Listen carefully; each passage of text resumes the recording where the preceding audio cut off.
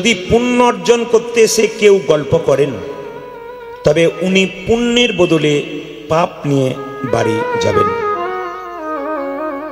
ভগবান আপনাদের নিজেদেরকে বুঝিয়েছেন, কিন্তু আপনারা বুঝছেন না। ভগবান আমাদের কান দিয়েছে কটা? দুটো, চারটা নাকি? দুটো দিয়েছে, তাই তো? ভগবান কান দিয়েছে কটা মায়েরা? দুটো। আর মুখ দিয়েছে কটা? একটা। বলতে বলেছে বেশি না শুনতে বলেছে কম বেশি? জোরে বলুন, কোনটা বলেছে? শুনতে বলেছে বেশি আর বলতে বলেছে কম। আমাদের সংসারে এত অশান্তি কেন বলুন তো? আমরা বলি বেশি, শুনি কম। যদি বেশি শুনবেন আর বলবেন কম, ব্যাস আপনার জীবন ধন্য হয়ে যাবে। আমি আপনাদের কীর্তন গানের আসরে এই 9টা পর্যন্ত আমি আছি। এই 9টা পর্যন্ত লীলা কীর্তনে আপনারা যারা শ্রবণ করছেন, 3 থেকে 3.5 ঘন্টার কীর্তন গানে আপনারা কি কি পেলেন কাল সকালে হিসাব করে নেবেন। আমি যখন 3 ঘন্টা 3.5 ঘন্টা আসরে বসবো, আমি কি পেলাম এর হিসাব কিন্তু আমাকে করে নিয়ে যেতে হবে। এই জন্য কীর্তন শুনতে এসছেন মহাপ্রভুর কৃপাতে, মহাপ্রভুর আশীর্বাদে। কেউ আসবো বলে তৈরি হয়েছিল, কিন্তু আসতে গিয়ে বাধাপ্রাপ্ত হয়েছে। তার মানে কি? ওর আসার কথা ছিল, আসতে পারল না। কিন্তু কেউ আবার কীর্তন শুনতে আসার কথা নয়, একজন লাইন দিয়েছে বলে চল আমিও যাব, ওর সুযোগ মিলে গেছে। তবে যে আসতে পারল না সে যে ভাগ্যবান নয় তা নয়, তিনিও ভাগ্যবান। মালদা জেলায় প্রচুর গান আমাদের হয়। ওখানে আম দেখবেন যেগুলো গাছে পাকে ওগুলো গোবিন্দ সেবায় লাগে, যেগুলো আধ কাঁচা আধ পাকা অবস্থায় থাকে ওগুলো বাড়িতে গিয়ে গ্যাস দিয়ে পাকানো হয়। কেন? যারা গাছে পেকেছে তারা গোবিন্দ সেবায় লেগেছে, আর যারা গ্যাস দিয়ে পাকছে ওরা অপেক্ষা করছে কিছুদিন পর লাগবে। যারা আসতে পারলো না, ভগবান ওদের গ্যাস দিয়ে পাকাচ্ছে, ওরা পরে লাগবে। ওর জন্য চিন্তা নেই। যার ইচ্ছা থাকবে মনে, গোবিন্দ তার কৃপা করবে। স্বয়ং মহাপ্রভু যিনি কলিযুগের ভগবান, প্রত্যেকটা জীবের দ্বারে হরিনাম দিলেন। একবার জোরে সবাই মিলে বলুন, রাধা রানী কি। না না, যে পরিমাণ ভক্ত হয়েছে জয়টা একটু জোরে আশা করছিলাম। শ্যাম সুন্দর কি। আপনারা জয় বলছেন না ভয় বলছেন বুঝতে পারছি না, একটু জোরে বলবেন। হ্যাঁ, মদন মোহন কি। বাহ বাহ। হরিবাসর কি। সাধুগুরু বৈষ্ণব কি। গৌর ভক্তবৃন্দ কি। গরম লাগছে কি। না না, পরীক্ষা হয়ে গেল যে আপনাদের কেমন হচ্ছে আর কি। সবে আপনারা জয় দিচ্ছেন, ওর থেকে বুঝে নিলাম যে সবচাইতে দুঃখ লাগলো কি, আপনাদের কারোর জন্য আমার দুঃখ নাই, একজনের জন্য দুঃখ আছে। কিন্তু কার জন্য দুঃখ? আসলে একজনের জন্য দুঃখ আছে। কার জন্যে? সবাই দেখতে পাচ্ছেন, আমি দেখতে পাচ্ছি, একজন গালে হাত দিয়ে বসে আছে, এর জন্য আমার দুঃখ। আমি তাকে প্রশ্ন করব, কৃষ্ণের ছবি দেখেছেন? এখানে তো গোটাটাই কৃষ্ণময় হয়ে আছে। কালকে আমি ঢলের খালি ছিলাম কাকদ্বীপে, প্রচুর ভক্তের সমাগম, তো জায়গা দিতে পারিনি। এখন কথা হচ্ছে, সেখানে দেখছি চারিদিকে কৃষ্ণ, বাড়ি বাড়ি সব কৃষ্ণ দিয়েছে, চারিদিকে কৃষ্ণ। আপনারাও কৃষ্ণের ছবি এখানে সব জায়গায় দেখতে পাচ্ছেন। কিন্তু আপনারা বলুন তো, কৃষ্ণ কোথাও গালে হাত দিয়ে বসে আছে? কোথাও কৃষ্ণ গালে হাত দিয়েছে? যিনি জগতের নাথ, যিনি জগৎ সংসার চালায়, তার কোনো গালে হাত নাই। আপনার গালে হাত কেন? আপনি তো একটা সংসার চালান। যিনি জগতের সংসার চালাচ্ছেন তার গালে হাত নেই, দিব্যি আছে, আর আপনি গালে। না না, ভাবছো বসে চলবে কিসে? তুমি ভাববার কে? আরে যিনি ভাববার তিনি তো ভাবছেন, তুমি ভাবো তাকে। এখানে বসছেন কেন? তাকে ভাববার জন্য। আর আমি একটা দামি কথা আপনাদের বলে যাই, দেখুন, কীর্তন শুনতে আসবেন মানে মনের মধ্যে এই ধারণা করবেন না যে আমার বাচ্চাগুলো এখন পড়াশোনা করুক, ওদের যাবার দরকার নেই, আমরা সব মা হয়েছি, আমরা একটু যাবো ধর্মকর্ম করে আসবো। না, এই ধারণা আপনাদের ভুল হচ্ছে। একটা বাচ্চা ছেলেকে যেমন কোলে করে KG 1 KG 2 তে নিয়ে যান, সেই ছেলে বড় হবে বলে, তার কাছ থেকে কিছু পাবেন বলে। এখানে কিন্তু আসতে হবে আপনার বাচ্চাকে নিয়ে কোলে করে কীর্তন শুনতে। প্রশ্ন করবেন কেন? এই জন্য আসতে হবে, যে স্কুলে আপনার বাচ্চাকে আপনি পড়াতে যাচ্ছেন ওই স্কুলে পড়ে ও শিক্ষিত হবে, উচ্চশিক্ষিত হবে, পড়াশোনার দরকার আছে, শিক্ষার দরকার আছে। কিন্তু সেখানে টাকা রোজগার করার মেশিন তৈরি হবে, কিন্তু বিবেক তৈরি হবে না। যদি আপনি বিবেক তৈরি করতে চান, যদি ছেলেকে কৃষ্ণ ভক্ত তৈরি করতে চান, প্রত্যেকটি বাবা মায়ের কাছে আমার নিবেদন রইল, হরিবাসরে নিজের বাচ্চাকে আনুন। আমি তার প্রমাণ আপনাদের অনেকটা দিয়ে দিই। আমি কয়েকদিন আগে একটা জায়গায় গান করছিলাম হুগলি জেলায়। তিনটে মেয়ে কলকাতা থেকে গেছে কীর্তন শুনতে। তো ওনাদেরকে জিজ্ঞেস করলাম, আপনারা কলকাতা থেকে এলেন কেন? বলে, আমাদের আত্মীয় বাড়ি, আমরা চলে এলাম। বেশ। তিনটে গোপালকে কোলে করে নিয়ে কীর্তন শুনতে গেছে, তিনজন সামনেই বসে আছে। কীর্তন যখন শেষ হয়ে গেল, সবাই চলে যাচ্ছে, ওই তিনটে মেয়ে কিন্তু ধুলাই গড়াগড়ি দিচ্ছে। একজনকে জিজ্ঞেস করলাম, আপনি ধুলাই গড়াগড়ি দিচ্ছেন, আপনার শাড়িটা ময়লা হয়ে যাবে না? মেয়েটি বলে উঠল, আপনার কীর্তনে তো শুনেছি স্বামীর যদি 10টা কাপড়ের দোকান থাকে, চিতার মধ্যে শুয়ে দিলে একটাও কাপড় দেবে না। যদি কাপড়ের কোনো দাম না থাকে, হরিবাসর যেখানে হয় একটা ধুলাই গড়াগড়ি দিতে হয়। বাচ্চাটাকে কোলে নিয়ে আছে, কৃষ্ণকে সামনে বসিয়ে রেখেছে। আমি জিজ্ঞেস করলাম, আপনি কি করেন? আপনি কি হাউসওয়াইফ? বলছে, না, আমি কলকাতার কোনো একটা কলেজের প্রফেসর, অধ্যাপিকা। আমি বললাম, আপনি যদি আমার চাইতে ছোট না হতেন, আমি আপনাকে একটা প্রণাম করতাম। আপনি এত সব দায়িত্ব পালন করে কৃষ্ণের দায়িত্ব পালন করছেন। আমি আপনাদের সব চাইতে প্রমাণ দিয়ে যাই, আমি আজ থেকে 10 বছর আগে অ্যাপেলো চেন্নাই গিয়েছিলাম চিকিৎসা করানোর জন্য। তো যে চিকিৎসকের কাছে আমি চিকিৎসা করাচ্ছিলাম, উনি খ্রিস্টান ডাক্তার। দেখছিলাম টেবিলের ওপরে যীশু খ্রিস্টের ছবি রেখেছে। আমি জিজ্ঞেস করলাম, এটা কেন? উনি বললেন, উনিই তো সব। চিকিৎসা করে আমি রোগ থেকে একটু কষ্ট নিবারণ দিতে পারি, বাঁচাতে পারি না। বাঁচাবার মালিক তো উনি। আমেরিকা থেকে, ইংল্যান্ড থেকে ফেরত ডাক্তারগুলো ভগবানকে বিশ্বাস করে বসে আছে। লজ্জার ব্যাপার, আমাদের একটু MA পাস করে গেলে, একটু চাকরি পেয়ে গেলে আর ভগবানকে বিশ্বাস আমরা করি না। আপনি অন্য জাতের মানুষকে বলুন, ধর্মীয় আলোচনা হচ্ছে, একবার যাবেন, চলুন। ও যেতে না পারলো বলে, হ্যাঁ হ্যাঁ আমি চেষ্টা করব, এখনই যাব। আর আমাদের কাউকে জিজ্ঞেস করুন, হরিনাম হচ্ছে, শুনতে যাবেন না? আপনি নিজের চরকায় তেল দিন, আমাকে জিজ্ঞেস করবেন না। আপনি জানেন তো ভগবান আমাকে কি দিয়েছে? আমি নিজে কর্ম করি, খাই, আবার ভগবানের কথা কি বলছেন আমার কাছে? আমাদের তো উত্তর এইটাই। সবচাইতে লজ্জা লাগে, আমাদের সনাতন ধর্ম কি টিকবে? বিভিন্ন মত, বিভিন্ন পথ, এই জন্য আমরা নিজের পথে যাচ্ছেন, নিজেকে সবাই বড় ভাবছি। এইটা সময় আশ্চর্যের ব্যাপার। একটা মেয়েকে জিজ্ঞেস করলাম, ও যখন গড়াগড়ি দিল, বললাম, আপনি কি করেন? বলে, আমার স্বামীর দাঁতের ডাক্তার, আমিও দাঁতের ডাক্তার। বাহ। একটি মেয়ে 18 বছর বয়স, খুব কম বয়স, ও গড়াগড়ি দিচ্ছে। বললাম, তুমি কি করো? বলছে, আমি তো বিউটি পার্লারের কাজ করি। ওকে বললাম, আমিও তো করি। আপনি করেন? বলে, হ্যাঁ হ্যাঁ। আরে আমি তো, আপনি কি তাহলে কীর্তনে ফাঁকে ফাঁকে করেন? বলছে, না না, আমি কীর্তন করতে করতে করি। কিভাবে করেন? আমি বললাম, তুমি যেমন বিউটি পার্লারের কাজ করে মেয়েদের বাইরেটা ভালো করার চেষ্টা করো, আমি হরিনাম নামক বিউটি পার্লারের কাজ করে ভক্তের হৃদয় মন্দির। মায়েরা, ওই বিউটি পার্লারে গেলে আপনার বাইরেটা ভালো হবে, আবার আপনাকে যেতে হবে। কিন্তু এই বিউটি পার্লারে যদি একবার আসতে পারেন, আর ভেতরটা যদি আপনার একবার পরিবর্তন হয়, আপনাকে ডাকতে হবে না, আপনি নিজেই ছুটে আসবেন পাগলের মতো। কেন? কিছু নেবার জন্যে। এই জন্য জমি তৈরি করতে হয়। যে জমি উর্বর থাকে, বীজ ফেললেই গাছ হয়, আর যে জমি উর্বর নয়, তাকে যতই বীজ ফেলুন তার গাছ হবে না। এই জন্য হরিবাসরে বারবার আসতে হবে। মহাপ্রভু নিতাই চাঁদকে ডেকে বললেন, দাদা তুমি জীবের দ্বারে হরিনাম দাও।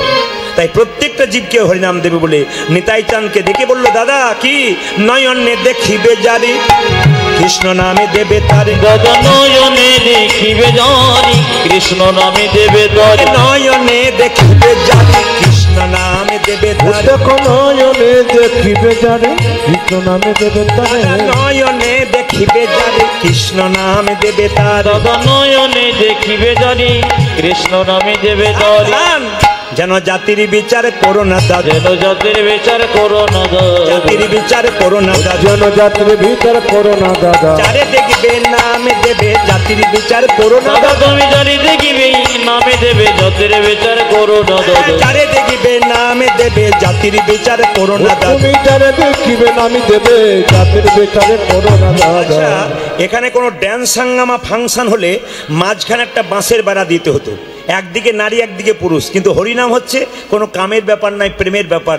সবাই একসঙ্গে বসেছেন। কেন বলুন তো? এটা আমাদের কোনো কৃতিত্ব নেই, সব মহাপ্রভুর কৃতিত্ব। তিনি তেলে জলে এক জায়গায় মিশিয়ে দিয়েছেন, এটা একমাত্র মহাপ্রভু করতে পেরেছেন।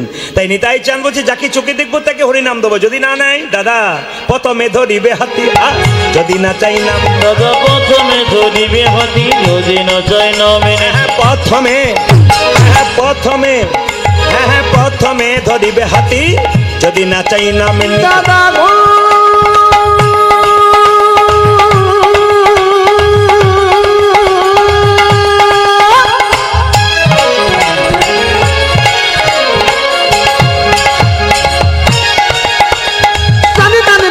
মা মা গা মা গা রে গা রে সা সা প্রথমে ধরিবে হাতে যদি না চাই নামে নিতে হ্যাঁ প্রথমে ধরিবে হাতে যদি না চাই নাম নিতে। দাদা প্রথমে ধরিবে হাতি যদি না চাই নামে নিতে। এই যে হাতে ধরে বলবে হরি, হাতে ধরে বলবে হরি, হাতে ধরে বলবে হরি, দাদা হাতে ধরে বলবে ওকে বলাবে হরি বলবে হরি, হাতে ধরে বলবে হরি, দাদা বলবে হরি বলবে হরি, হাতে ধরে বলবে হরি, বলাবে হরি বলবে হরি, হাতে ধরে বলবে হরি। বলবে হরি বলবে হরি হাতে ধরে বলবে হরি। হাতে ধরার পর যদি হরি নাম না নেয় শেষ উপায় কি?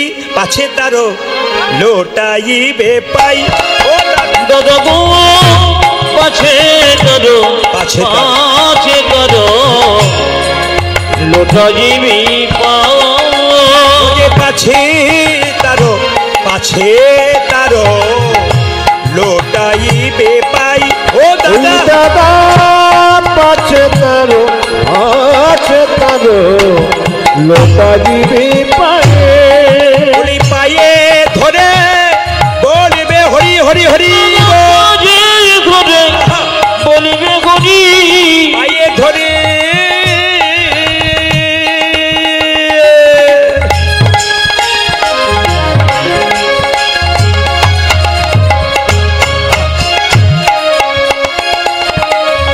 ওগো দাদা গো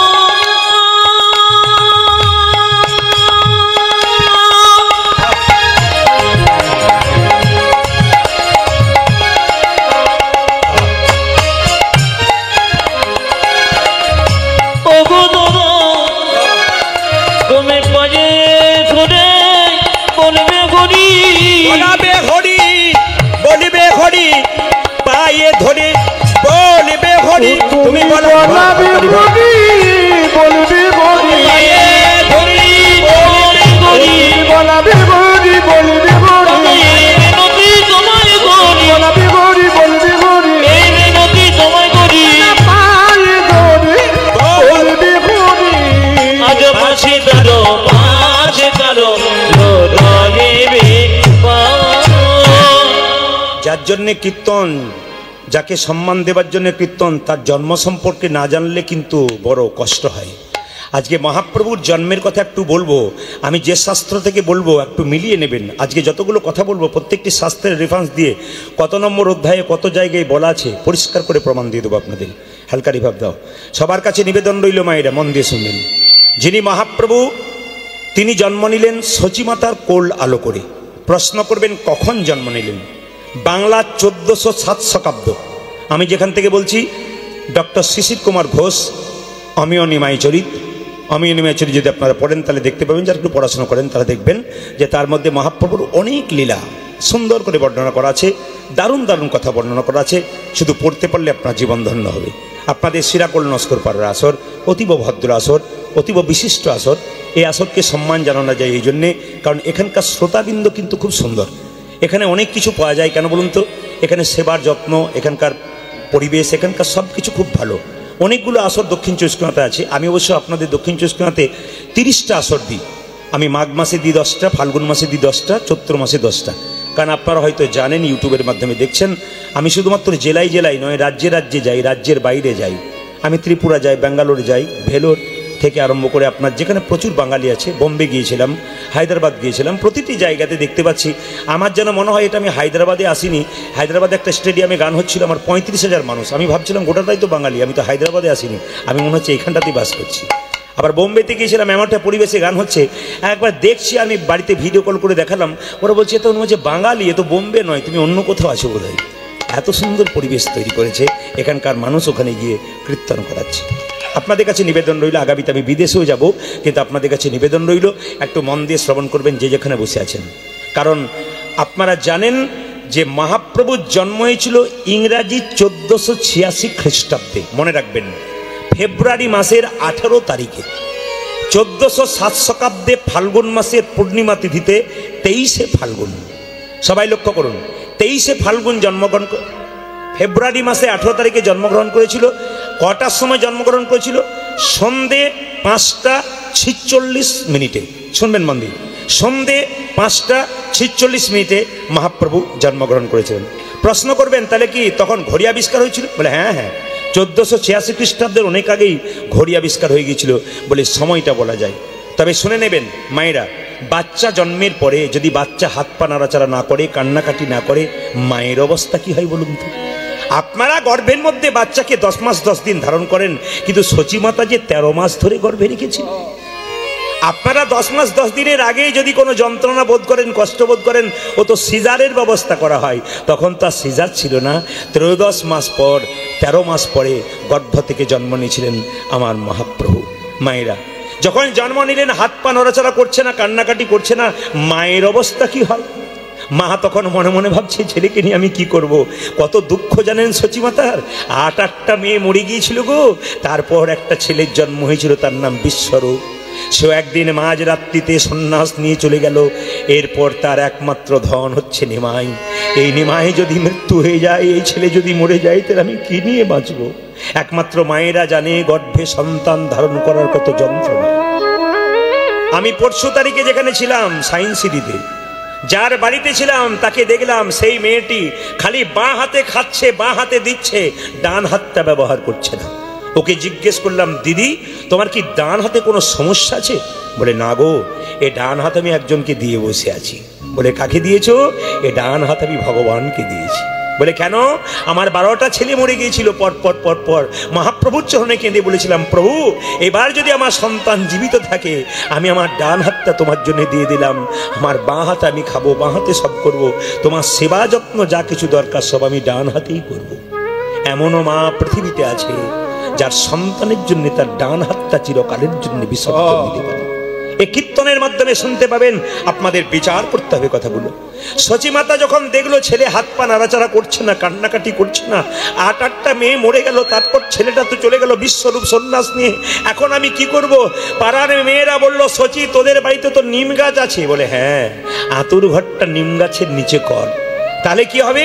যদি নিম গাছের নিচে করিস না, তাহলে জম যদি তোর ছেলেকে নিতে আসে, তেঁতোর ভয়ে নিতে আসবে না। তাই ছেলেকে তুই নিম গাছের নিচে আতুর ঘরটা কর। হলো তাই মা নিম গাছের নিচে আতুর ঘরটা করেছে। কিছুদিন পর ছেলে হাত পা নাড়াচাড়া করছে, কান্নাকাটি করছে। নিম গাছের নিচে চেতন ফিরে পেল বলে মা সচি আদর করে নাম রাখলেন নিমাই। তার বাবা জগন্নাথ মিশ্র নাম রাখলেন বিশ্বম্ভর। কাঁচা সোনার মতো গায়ের রং বলে ভক্তরা নাম রাখলেন গৌরাঙ্গ।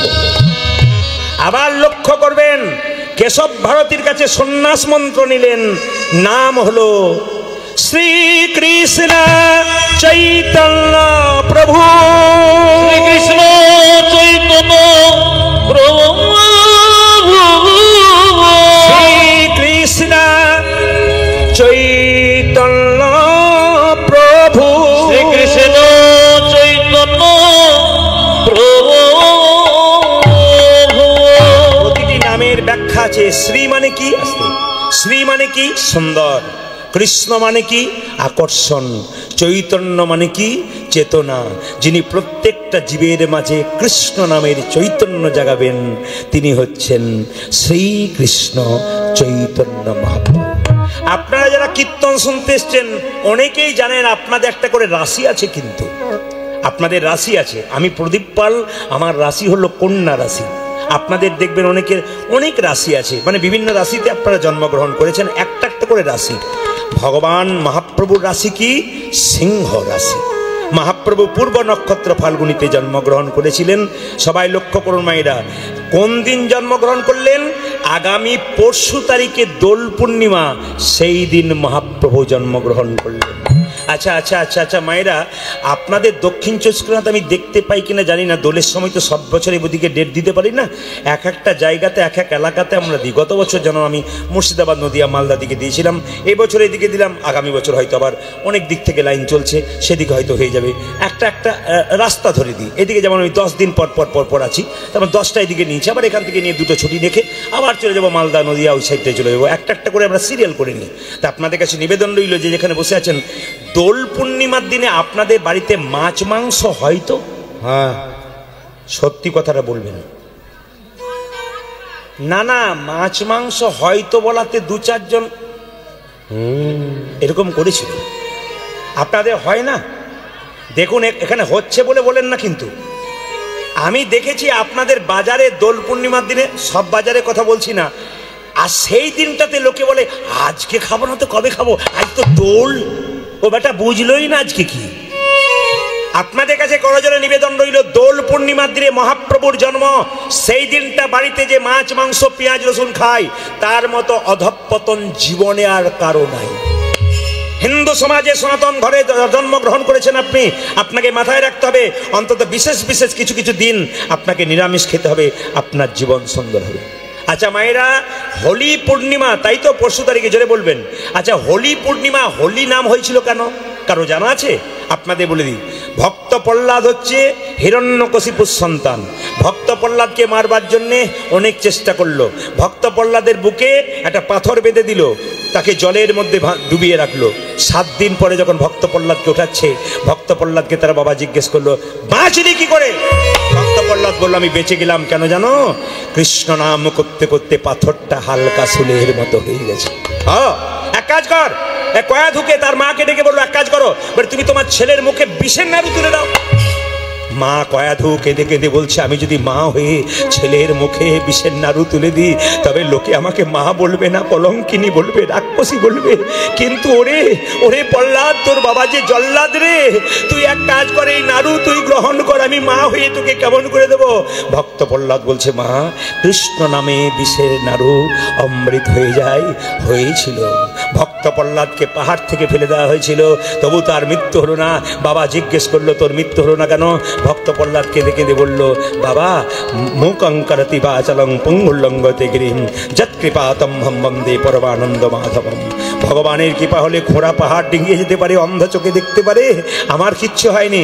তোর ভগবান কোথায় তুই বলতে পারিস? আপনারা সবাই জানেন, হিরণ্যকশিপু যেই না বলেছে ভগবান কোথায়, একটা ফটিক স্তম্ভের মধ্যে দেখিয়েছে, বলছে এর মধ্যে ভগবান আছে বলে, হ্যাঁ, যেই না জলে লাথি মেরেছে, নরসিংহ রূপ ধারণ করে ভগবান ভক্ত প্রহ্লাদকে বাঁচিয়েছে। ভক্ত প্রহ্লাদকে মারবার জন্য তার বাবা একটা পদ্ধতি করেছিল কি, ভক্ত প্রহ্লাদের পিসির নাম ছিল হোলিকা। এইদিকে হিরণ্যকশিপুর একটা বোন ছিল, তার নাম হোলিকা। সে ব্রহ্মার কাছ থেকে আশীর্বাদ পেয়েছিল, সে যদি আগুনে প্রবেশ করে সে কিন্তু কোনোদিন মরবে না। আগুনে প্রবেশ করলে, আপনারা যারা কুম্ভ মেলায় গেছেন বা কুম্ভ মেলার ইউটিউবের মাধ্যমে দেখেছেন, কিছু কিছু সাধু বাবা দেখবেন আগুনের মধ্যে শুয়ে আছে অথচ পড়ছে না। আবার দেখবেন কিছু কিছু সাধু বাবাকে ওই আপনার ওই কড়াইয়ের মধ্যে গরম জলের মধ্যে দিব্যি, আমরা যেমন সেদ্ধ করি কোনো কিছু, দিব্যি শুয়ে আছে, জল টকবক করে ফুটছে, ওর কিন্তু কিচ্ছু হচ্ছে না। আবার কাঁটার মধ্যে দেখবেন কোনো কোনো সাধু বাবা, কি সাধনা চিন্তা করুন, সারা বছরের দেখা যায় না, এরা পাহাড় পর্বতে গুহার মধ্যে কি সাধনা করছে ভগবানের জন্যে। আর আমরা 3 ঘন্টার কীর্তন শুনতে এসে 3 বার উঠতে হয়, 6 বার কথা বলতে হয়, আমাদের কখনো কিছু হবে? একটু ভাবনা চিন্তা করবেন মাথায় আপনারা, যে হোলিকা ছিল ভক্ত প্রহ্লাদের পিসি, হিরণ্যকশিপুর বোন। ভক্ত প্রহ্লাদের পিসিকে হিরণ্যকশিপু বলল, হোলিকা তুই ভক্ত প্রহ্লাদকে কোলে করে নিয়ে আগুনে প্রবেশ কর, তুই তো পুড়বি না, ও পুড়ে ছাই হয়ে যাবে, তুই বেরিয়ে চলে আসবি। হোলিকা কি করলো মা, এমনি করে কোলে করে নিয়ে যে না আগুনের মধ্যে প্রবেশ করেছে, আশ্চর্যের ব্যাপার, হোলিকা পুড়ে ছাই হয়ে গেল, ভক্ত প্রহ্লাদ নিতাই গৌর হরি বল বলে বেঁচে গেল। কেন? যতই ব্রহ্মার আশীর্বাদ থাকুক, ভক্তের বিরুদ্ধে কেউ যদি কিছু কাজ করে, তবে তার শাস্তি কিন্তু তাকে নিতে হয়। তার প্রমাণ হোলিকা। হোলিকা দহন হয়েছিল বলে সেই দিনটার নাম হয়েছিল হোলি পূর্ণিমা। আর দোল পূর্ণিমার দিনে ভগবান কেশী নামক অসুরকে হত্যা করেছিলেন, আর অরিষ্টাসুর নামক এক অসুরকে হত্যা করেছিলেন। এই জন্য দোল পূর্ণিমার একটা বিরাট মাহাত্ম্য আছে।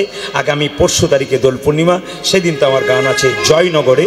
আপনাদের কাছে নিবেদন রইল, যে যেখানে বসে আছেন, মহাপ্রভুর দেওয়া এই গান, মহাপ্রভু প্রত্যেকটা জীবকে বলছে, নিতাই চাঁদকে বলছে হরিনাম দে, নিতাই চাঁদ যাকে দেখছে তাকে বলছে, এই যে পথিক রে ও তোর ভাবে না কিসের আছে, হরি বলে বলে বাহু তুলে আয়ে নেচে নেচে। পথিক রে ও তোর ভাবে না কিসে আছে, হরি বলে বলে বাহু তুলে আয়ে নেচে নেচে। পথিক রে ও তোর ভাবে না কিসের আছে, হরি বলে বলে বাহু তুলে আয়ে নেচে নেচে। পথিক রে ও তোর ভাবে না কিসের আছে, হরি বলে বলে বাহু তুলে আয় নেচে নেচে। চলছে, কেউ নিচ্ছে কেউ নিচ্ছে না। আবার একজন বলছে নিতাই চাঁদ জোর করে হরিনাম দিলে তোমার বুকে মারবো, তোমার বুকে লাথি মারবো। নিতাই চাঁদ বলছে হ্যাঁ রে, একটা বাচ্চা ছেলে যদি তার বাবার বুকে লাথি মারে, বাবা কি ঘুরিয়ে ছেলেকে মারতে পারে? শিশু পুত্র মারলে লাথি, দোষ কি রে হয় পিতার কাছে। শিশু পুত্র মারিলে লাথি, দোষ কি রে হয় পিতার কাছে। একটা শিশু পুত্র মারলে লাথি, দোষ কি রে হয় পিতার কাছে। আজ শিশু পুত্রে মারিলে নাকি, দোষের হয় পিতার কাছে। পথিক রে ও তোর ভাবে না কিসের আছে, হরি বল বলে বাহু তুলে আইন তাই দূর। রে ও তোর ভাবে না কিসের আছে, হরি বল বলে বাহু তুলে আইন ছেড়েছে। তোরাই হরি নাম নিবি কে রে ভাই, দয়াল নিতাই যাচিয়া বেড়াই। আই আই আই আই আয় হরে না নেবে কে নেব, দুজনে তাই যাচিয়া বেরো। তোরাই হরি নাম নিবি কে রে ভাই, দয়াল নিতাই যাচিয়া বেড়াই। আই আই আই তোরা আই হরি নাম নেবি কে রে ভাই, আমার দয়াল নিতাই যাচিয়া বেড়ায়। ওরে দিতেছে নিতাই যাচিয়া যাচিয়া, দিতেছে নিতাই যাচিয়া যাচিয়া, দিতেছে নিতাই যাচিয়া ও যাচিয়া। দেখো দিতেছি নিতাই যাচিয়া যাচিয়া, লোকের প্রেমে লুটি করিয়া দিতেছে নিতাই যাচিয়া ওই যাচিয়া। যে কোনকে প্রেমে রতি করিয়া, দিতেছে নিতাই যাচিয়া যাচিয়া, বলো করে প্রেম লোক করিয়া, দিতেছে নিতাই যাচিয়া ও দেখো যাচিয়া, বলো করে প্রেম লোক করিয়া, দিতেছে নিতাই যাচিয়া ও দেখো যাচিয়া। দিতেছি নিতাই যাচিয়া যাচিয়া। আরে হরে রাম নিবে কে রে ভাই, দয়াল নিতাই যাচিয়া বেরো। তুই আমার দয়াল নিতাই যাচিয়া বেড়ায়। একবার দু হাত তুলে বলুন রাধা রানী কি, গৌরাঙ্গ মহাপ্রভু কি। যার হাত আছে তিনি তুলবেন, যার নাই তার তোলার দরকার নেই। একবার জোরসে রাধা রানী কি। আচ্ছা বাবা কিছু মনে করবেন না, হাত নামান বলি। আচ্ছা মহাপ্রভুর ছবি দেখেছেন তো? জোরে বলুন হ্যাঁ না না। ছবি দেখেছেন সবাই? হ্যাঁ, মা তো আগে দেখেছে কারণ উনি তো দেখাচ্ছেন। আচ্ছা মহাপ্রভুর ছবি তো দেখেছেন, হাতগুলো নিচের দিকে থাকে না উপর দিকে থাকে? জোরে বলুন, দেখানো যাবে? একবার দেখানো যাবে? আচ্ছা মহাপ্রভু হাতটা সারা জীবন ধরে তুলে আছে, আর আমাদের যখন কাউকে বলি হাত তুলো তো, দু চারজন বলে বাবা যা গরম চলছে। আবার অনেকে হাত তুলতে গিয়ে হাফ হাত তুলছে, গোটা হাত তুললে হয়। হাত তুলুন তো, এরকম তুলছে। আপনাদের খুব ভালো লাগছে যে আপনারা ফুল হাত তুলেছেন। হাত তুলুন নিতাই গৌর। আর একবার বলুন নিতাই গৌর। আর একবার বলুন নিতাই গৌর। আচ্ছা বেশ বেশ।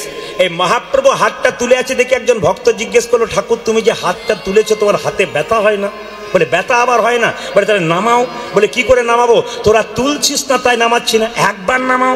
বলছে না তোরা তুল, দেখবে আমি নামাবো। এখন একজন ভক্ত বলছে প্রভু এই দেখো তুলে দিলাম, এবার নামাও। মহাপ্রভু বলছে তুই তো তুললি তোদের পেছনে, আপনাদের বলিনি কিন্তু। বলছে তোদের পেছনে যারা আসবে তারা কি করবে? বলে বুঝলাম না। বলছে আমার হাত যদি তোলা না থাকে তাহলে পরের জন্মে যারা আসবে আমার হাত তোলা না দেখলে তারা হাত তুলবে না, তাই আমি জন্ম জন্মান্তর ধরে হাত তাই গৌর হরি বল। তাহলে মহাপ্রভু শুধুমাত্র যারা পৃথিবীতে এসছে তাদের জন্য তুলেছে তা নয়, যারা পৃথিবীতে এসেছে তাদের জন্য, যারা আসবে তাদের জন্য মহাপ্রভু হাত তুলে আছে। আচ্ছা বলুন তো মায়েরা, হাত আমরা তুলি কখন?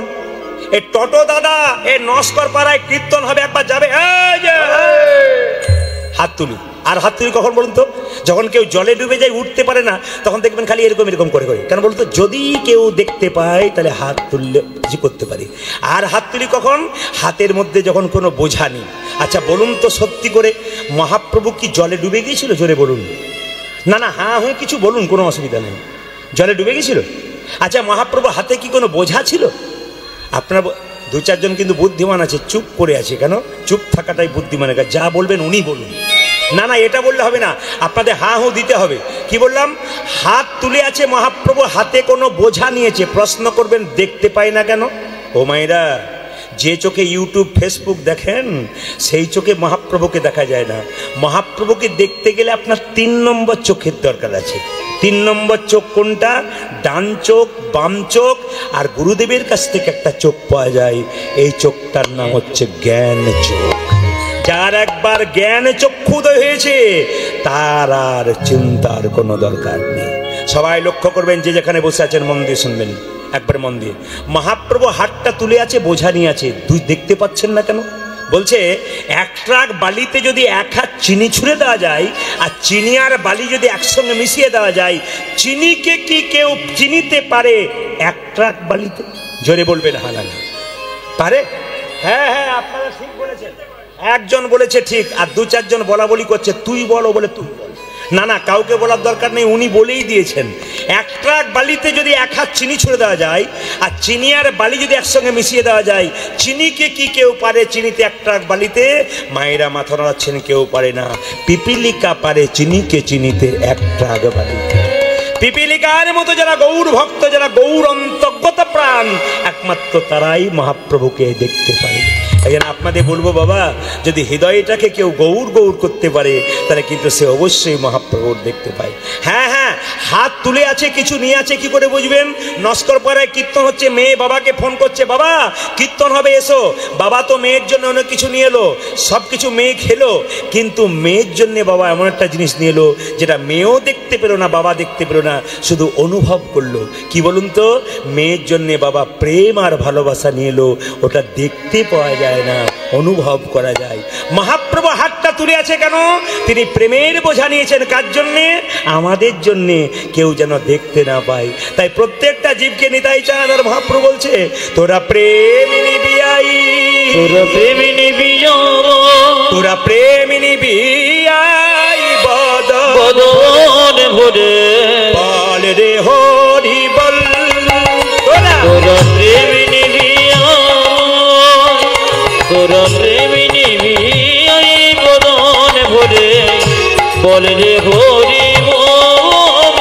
প্রেম নিবিয়াই বাদান ভরে বল রে হরি বল। তোরা প্রেম নিবিয়াই বদন ভরে বল রে হরি বল। এনেছিল ব্রজের বাবা,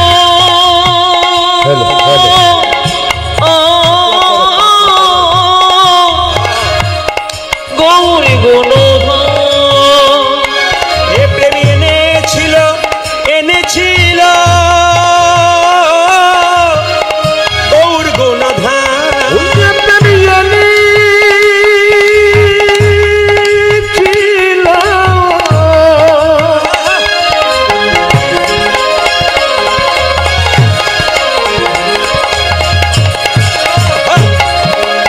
এই প্রেম গোলকে গোপনে ছিল,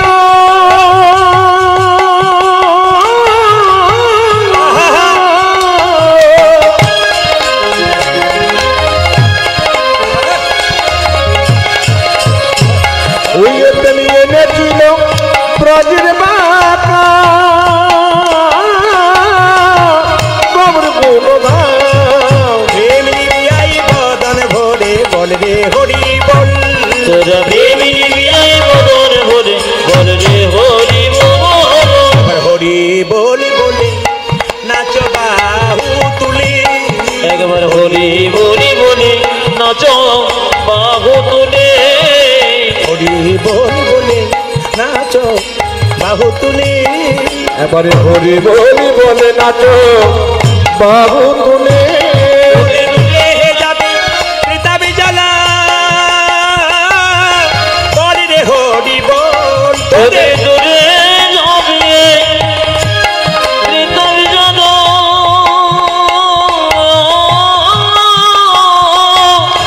বলে রে হরি বল। ওদের তুলি যাবে